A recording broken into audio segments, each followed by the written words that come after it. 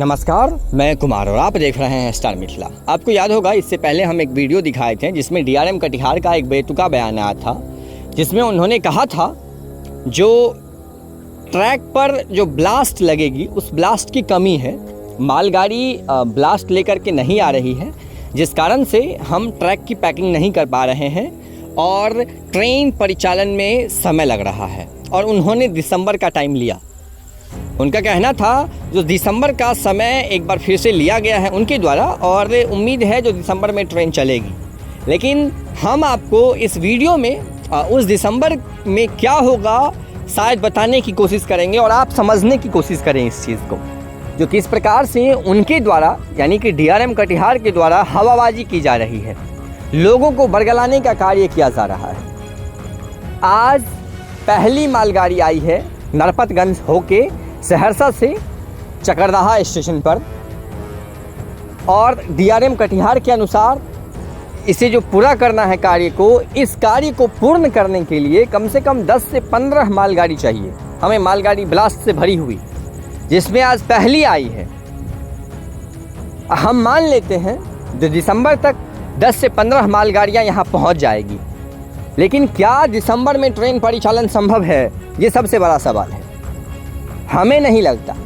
कारण ये है जो सहरसा से फॉरबिसगंज एक लंबी दूरी है, कम से कम अगर 2 ट्रेन की भी परिचालन की जाती है, डेमू ट्रेन की, तो व्यवस्था करनी होगी।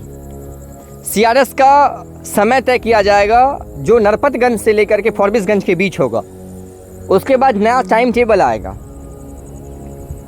तो कहीं ना कहीं सहरसा और फॉरबिसगंज के बीच एक लंबा समय खींचने का कोशिश किया जा रहा है और मुझे ऐसा प्रतीत हो रहा है जो अगले वर्ष मार्च से पहले संभव नहीं है सहरसा फॉरबिसगंज ट्रैक पर ट्रेन परिचालन, क्योंकि ब्लास्ट अनलोड होने के बाद, मालगाड़ियां आने के बाद ट्रैक पैकिंग का कार्य होगा। एक बार नहीं, 2 बार नहीं, उससे अत्यधिक समय तक इस पर ट्रायल किया जाएगा। मालगाड़ियों की लगातार परिचालन होगी। सीआरएस की तिथि, सीआरएस के बाद नया टाइम टेबल से पहले नए रैक की व्यवस्था, फिर डीआरएम कटिहार और डीआरएम समस्तीपुर दोनों का आपसी सहमति भी होना चाहिए, क्योंकि दोनों अपने अपने हवाबाजी में तो काफ़ी आगे हैं। अगर नेताओं को और इन दोनों को सामने कर दिया जाए तो दोनों पता चले जो नेताओं को पीछे छोड़ के आगे चले गए। इतनी बड़ी इन लोगों की हवाबाजी करने का कला है इन दोनों में। तो कहीं ना कहीं अगर देखा जाए तो अगले वर्ष मार्च की उम्मीद की जा सकती है इस रूट पर ट्रेन परिचालन की। हालांकि अच्छी बात यह है जो आज सहरसा से चलकर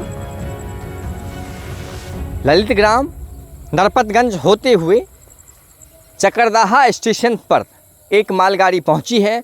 कुल 15 मालगाड़ी की डिमांड है, जिसमें अब 14 बची है। उम्मीद है जो ये दिसंबर तक इस कार्य को पूर्ण कर लेना है। हालांकि 1 से 2 दिन पहले 1-2 कमेंट आया जो फॉरबिसगंज जंक्शन पर मालगाड़ी लगी हुई है नई ब्लास्ट वाली, तो हम आप सभी व्यूअर्स को बताना चाहेंगे जो ट्रैक लिंकिंग का कार्य हुआ नहीं है, जिस कारण से अगर फॉरबिसगंज ट्रेन आई भी है तो वो नरपतगंज की तरफ नहीं आ सकती है। यानी कि उस नवनिर्मित रेलखंड पर जो आमान परिवर्तन होकर के तैयार हुआ है उस रेलखंड पर नहीं चल सकती है, क्योंकि ट्रैक लिंकिंग नहीं हुआ है। एक ही माध्यम है अभी सहरसा की तरफ से जो ट्रेनें जाएगी वही उस रूट पर चल सकती है या फिर जा सकती है। फॉरबिसगंज से कोई भी ट्रेन उस रूट पर नहीं आ सकती है। तो कहीं ना कहीं वो स्टेशन परिसर के अंदर ही प्लेटफॉर्म नंबर 2 हो या 3 हो, उस पर कार्य हेतु लाया गया होगा। अभी वर्तमान में आज पहली ट्रेन चली है जो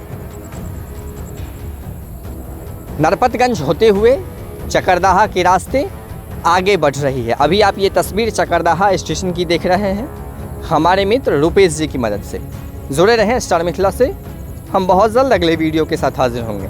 धन्यवाद। आप देख रहे थे स्टार मिथिला।